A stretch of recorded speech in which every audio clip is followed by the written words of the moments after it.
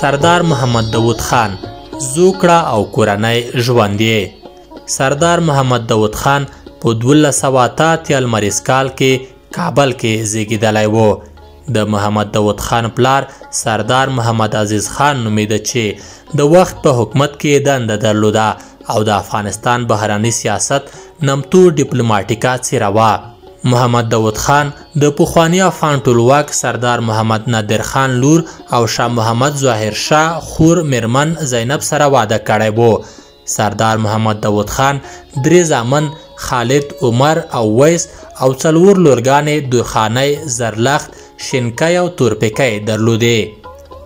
زده کړې د خپل منځني تحصیلات په استقلال عالی لیسه کې سرته رسولي وو. په فرانسې کې د کور جوړونې یعنی مهندسۍ په څنګه کې درس ویلی وو او د کابل په حربي پوهنتون کې نظامي زده کړې بشپړې کړې وې. دندې د ویکیپیډیا د معلوماتو پر بنسټ نوموړي په بېلابېلو دورو کې لاندې مهمې دندې ترسره کړي.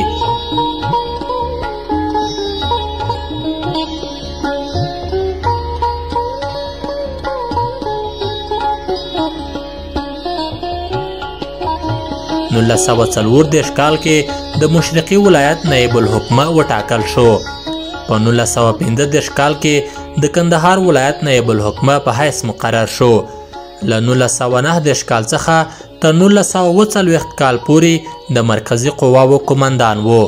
پر 1948 کال د یو کال لپاره د کورنیو چارو وزیر شو.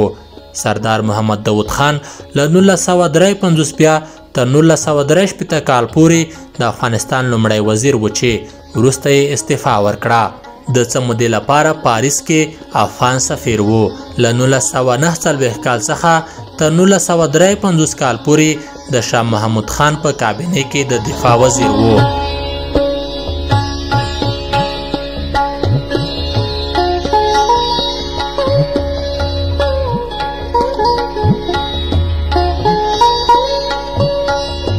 سردار محمد داوود خان په شاهي نظام کې داسې ژوند کاوه چې د هیواد ټولو وګړو ته یې مساوي کتل او په مساواتو یې باور درلود.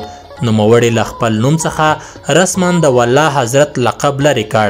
محمد داوود خان غوښتل چې له افغانستان څخه یو مترقي له سیاسي، وټایز او ټولنیز پلوه پر خپلو پښو ولاړ هیواد جوړ شي. د غوښتل چې په هیواد کې د افراط تفریط ورک شي او د ژوندانه په وسایلو کې د منظمو اقتصادي او سیاسي پلانونو په جوړولو سره تعدیلات منځته راشي. سردار محمد داوود خان په 1952 لمریز کال کې د څنګه میاشت په 26مه نیټه د یوې سپینې او پرته له تاوتریخوالي کودتا له لارې د افغانستان شاهي نظام ته د پای ټکی کېښود.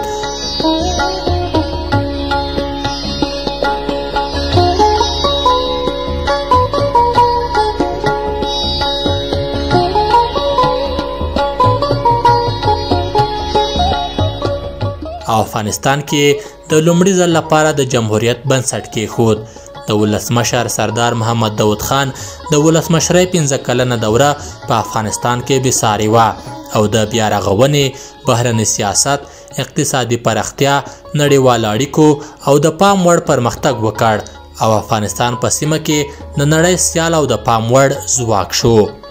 سردار محمد داوود خان د 1950 لمریز کال د غویي میاشتې په 9مه نیټه د یوې خونړۍ کودتا په پایله کې د خپلې کورنۍ غړو او د حکومت لوړپوړو کسانو سره یو ځای په شهادت ورسید او بیا یې د حامد کرزي په واکمنۍ کې جسدونه د څرخي پله د پولیګون په سیمه کې وموندل شول.